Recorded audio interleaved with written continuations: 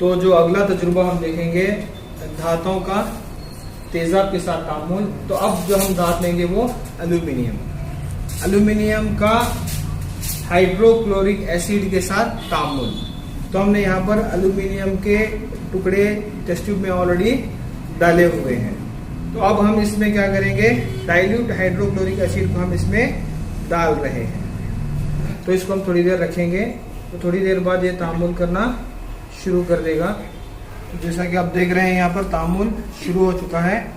अब हम इसकी जांच करेंगे कि हाइड्रोजन गैस खारिज हो रही है या नहीं। तो आपने देखा कि यहाँ पर पप की आवाज आई। तो इसका क्या पता चलता है कि ये पप की आवाज क्या साबित करती है कि खारिज होने वाली गैस क्या है, हाइड्रोजन है।